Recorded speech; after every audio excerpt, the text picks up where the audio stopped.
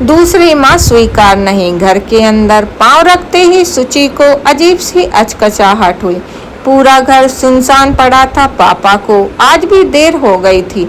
अमूमन 3 बजे तक घर आ जाते थे और फिर वो कॉफी बनाकर उनकी स्टडी में ले जाती थी। माँ के बाद सुचि ने सारे काम बटोर लिए और घर को यूं रखा मानो माँ वही थी। कॉफी का कप उठाकर वह स्टडी की देरी पर गई, फिर झिझक गई। पिछले 1 महीने से वो वहाँ बहुत कम जाया करती थी। जब पापा घर पर ना हो तब तो बिल्कुल नहीं। अपना ये संकल्प उसे खलता जा रहा था, पर पापा को उसके व्यवहार में कोई अंतर नजर नहीं आता था। वो लौटते ही अपनी स्टडी में घुस जाते और सुचि उनकी कॉफी वहाँ रख कर लौट आती। पहले की तरह पापा उससे रुकने की जिद नहीं करते थे। अकेले अपने कमरे में बैठकर वह यहाँ वहाँ घंटों सोचती रहती, लेकिन साफ सुथरा निष्कर्ष नहीं निकल पाता। इस चक्रवात से छुटकारा मिलता संभव के आने से। हर शाम वह सुचि ने होश संभाला तो वह देखती आई है कि जब भी कोई बात पापा के गहरे तक मतने लगती है तो इसी तरह खामोश होकर ना जाने किस गुफा में गुम जाते हैं। ऐसे में उनकी खामोशी चाहे तकलीफ दे या विस्मित करे, साथ में रहने वाले को उसे सहन करना ही पड़ता है। उनकी इस आदत को जान लेने के बाद उनकी गुफा में बेवजह की घुसपैठ करने की कोशिश उसने कभी नहीं की, लेकिन इस बार यह खामोशी कुछ ज्यादा लंबी खिंच गई। कहीं पापा को कोई तकलीफ तो नहीं, कोई चिंता या कॉलेज में कोई परेशानी। सुचि ने सोचा, बिन माँ की बेटी के लिए पिता को संभालना बहुत मुश्किल होता है। न जाने कितने जतन किए हैं उसने। उनके ही दायरे में बंधे, उनके इर्द गिर्द घूमते, उनकी हर गतिविधि का अवलोकन करते हुए अपना अस्तित्व भुलाए सुचि का न जाने कितना समय बीत जाता है। अपने बारे में सोचने का ख्याल नहीं आता। न जाने किस मिट्टी के बने हैं पापा। सोच सोच कर उसे हंसी भी आती है और हैरानी भी होती है। जिस मिट्टी की सुचि बनी है उसी मिट्टी के वे बने हैं, जिद्दी और अपनी बात मनवाने वाली। लेकिन पापा कुछ कहने की बजाय खामोशी ओढ़ लेते हैं, जैसे किसी के सामने अपना दुख शेयर करने से वो बौने हो जाएंगे। सुचि ने अपना संकल्प तोड़ा और स्टडी के अंदर जाकर कुर्सी पर बैठ गई। वहीं कुर्सी पर बैठ गई जहां उसने स्कूल और कॉलेज की पढ़ाई की थी। उस पर वही लाल कांच जड़ा कढ़ाई का कुशन जो माँ उसके लिए लाई थी। हर चीज कमरे में वैसी की वैसी थी जैसा माँ छोड़ कर गई थी। कांच की ऊंची अलमारियों में किताबें उस क्रम में जैसे पापा को जरूरत। दीवार से सटा दीवान जिस पर पापा बैठकर घंटों पढ़ा करते थे। कुछ इसलिए कि प्रोफेसर थे, ज्यादा इसलिए कि उन्हें पढ़ने का शौक था। इसलिए वो स्टडी संभाल कर रखती थी। जब पापा घर पर होते तो घर का काम निपटा कर वह अपनी सिलाई कढ़ाई ले आती। संभव भी वहीं आ जाया करता था। उसके आने में घर में क्रांति आ जाती थी। पापा के साथ वो हर नई किताब पर जोर जोर से चर्चा करता। हॉस्टल में रहता था, इसलिए अक्सर रात का खाना उन्हीं के साथ ही खा कर आता था। माँ के साथ संभव की बनती भी बहुत थी। उसके लिए स्वेटर भी बुना था उन्होंने। माँ को जब अटैक आया तो पापा इतना घबरा गए थे कि उसी काली स्वेटर में संभव ही गाड़ी चलाकर उन्हें हॉस्पिटल ले गया। संभव के सामने वह रो पड़ती थी, लेकिन पापा के सामने कभी नहीं। उनका दुबला पतला झिझकता चेहरा, उम्र से पहले सफेद हो चुके बाल, चश्मे के पीछे थकी आंखें जैसे सब मोह छूट गया हो। यह सब देखकर सुचि को लगता था कि पापा को संभालने की जिम्मेदारी माँ ने उसे सौंपी है, लेकिन कुछ दिन में उसे महसूस हो रहा था कि कहीं कोई कमी रह जा रही है। उसकी हर कोशिश के बावजूद, क्योंकि अब वह क्रम ढीला पड़ रहा था। पापा अधिकतर दिन में घर नहीं लौटते से शाम को देर से आते थे। वो खाना रोज फ्रिज में रख देती। एक दिन उन्होंने धीमे से कहा, खाना मत रखा कर, आजकल काम ज्यादा है, देर हो जाती है।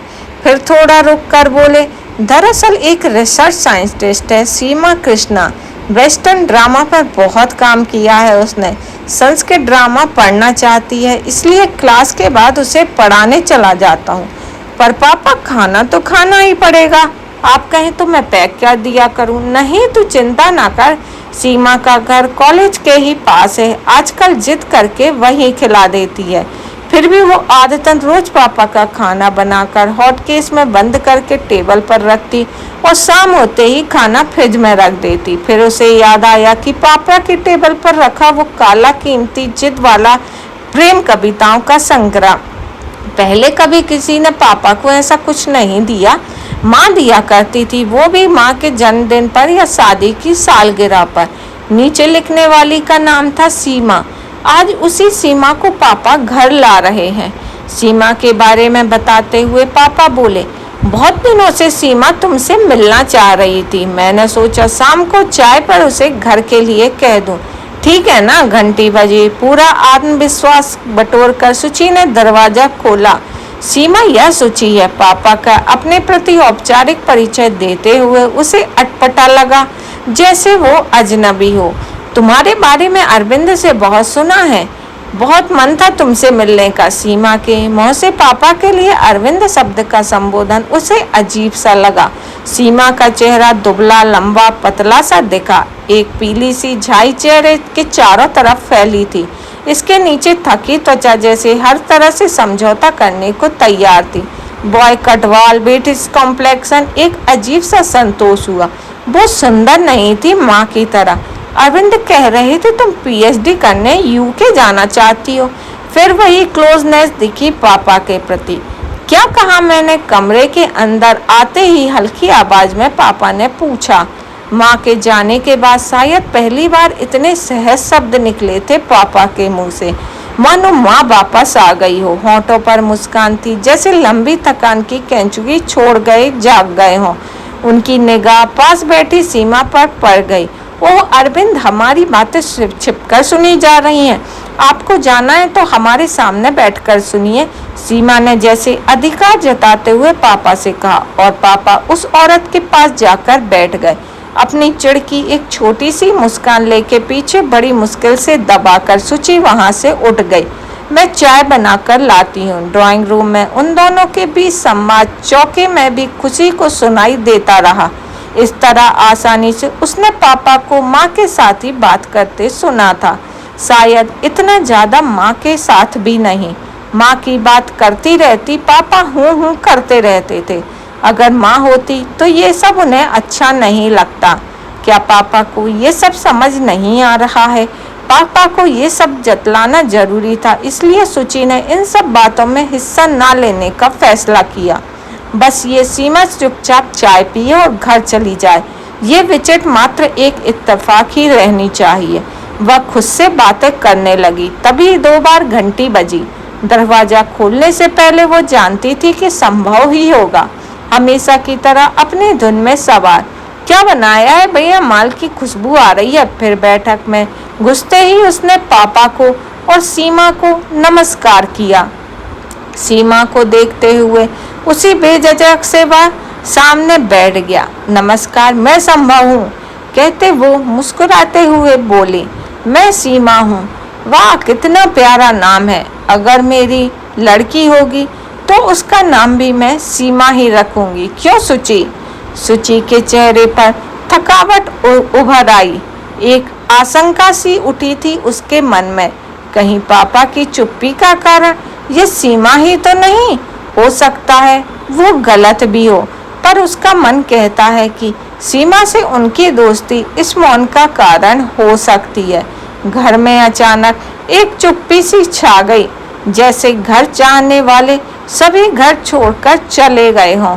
अपने कमरे में पहुंचकर वह लेटने का मन बना रही थी कि कमरे का दरवाजा खुला। सोई नहीं सुचि? कितने दिनों बाद पापा आए थे उसके कमरे में। कुछ देर बिना कुछ कहे बैठे रहे। फिर धीरे से बोले, कोई बात परेशान कर रही है? नहीं, कुछ नहीं, उसने जैसे बात को टालने के लिए कहा। पापा ने आगे बात नहीं छेड़ी।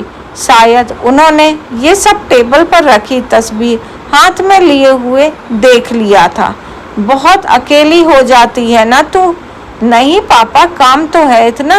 बिमला की बात और थी, सब कुछ संभाल लेती थी। उसके बाद सब कुछ चलाना जैसे मुश्किल सा लगने लगा है। तू भी तो ससुराल चली जाएगी। माँ के जाने के बाद पापा की सारी भावनाएं जैसे दब सी गई थी, अंदर का दुख भी और सुख भी। आज पापा इतनों वर्षों बाद वह अपने अंदर दबे अपने आप को बाहर निकालना चाह रहे थे। कहना कुछ चाहता था, कह कुछ गया। सुची जानती थी पापा क्या कहना चाह रहे थे, लेकिन उस उम्र में पापा दोस्त बनाए, उनके साथ घूमे, हंसी मजाक करे। सुची का कच्चा मन जो खुद इस समय एक राजकुमार की खोज में रहता है, उनका ये संबंध स्वीकार नहीं कर पा रहा था। अच्छा तू सो जा। पापा ने एक नज़र में पूरे कमरे को देखा और फिर वो बाहर चले गए। कुछ और गहरा गई कमरे की खामोशी, एक बदरंग झाई सी हो गई। हर चीज अपनी जगह से उखड़ गई। स्थिर थी बस टेबल पर रखी वो तस्वीर से बाकी सब लोग बाहर निकल चुके थे, सिर्फ वो ही अकेली रह गई थी, अतीत को खुद में चिपकाए हुए। अचानक मोबाइल पर संभव का मैसेज फ्लैश हुआ। सीमा जी खास हैं। 15 मिनट उन्हें घर तक छोड़ने के दरमियान ही मैं भाप गया था। वो बिल्कुल अकेली हैं और उस अकेलेपन को पूरा कर सकते हैं तुम्हारे पापा। दोनों के एक दूसरे से बात करने पर ही उनके चेहरे का अकेलापन छट जाता है। इसमें कोई संदेह नहीं कि सीमा जी ने अपनी ओर आकर्षित करने का स्वभावगत गुण है। आंखों में एक विशेष तरह की गहराई है। पति की मौत से उत्पन्न हुआ एकाकीपन, उधर माँ के अचानक स्वर्गवास से पापा को भी तोड़ कर रख दिया है। उसने जैसे बेमन से जवाब दिया, सुची बी मैच्योर, इस सच को स्वीकार कर लो आज से, अभी से। सीमा जी तुम्हारी माँ है। सुची में सामना करने की शक्ति नहीं थी। वो अपने कमरे में चली गई, लेकिन इस बार दरवाजा बंद नहीं हुआ। पापा की स्टडी में भी रोशनी अब भी जगमगा रही थी। तो ये कहीं ना कहीं हमारे समाज की सच्चाई है कि सच में ऐसा होता है। क्या आपने भी अपने आसपास कहीं ऐसा होते हुए देखा है? और इस मुद्दे पर आपका क्या विचार है, क्या राय है, कमेंट बॉक्स में ज़रूर लिखिएगा कि सुची को आगे क्या करना चाहिए, क्या उसका फैसला होगा और क्या सही है क्या गलत, वो भी आप कमेंट बॉक्स में लिखिएगा। और कहानी पसंद आई तो लाइक कीजिए और चैनल सब्सक्राइब कीजिए। इसी तरह आपको और भी कहानी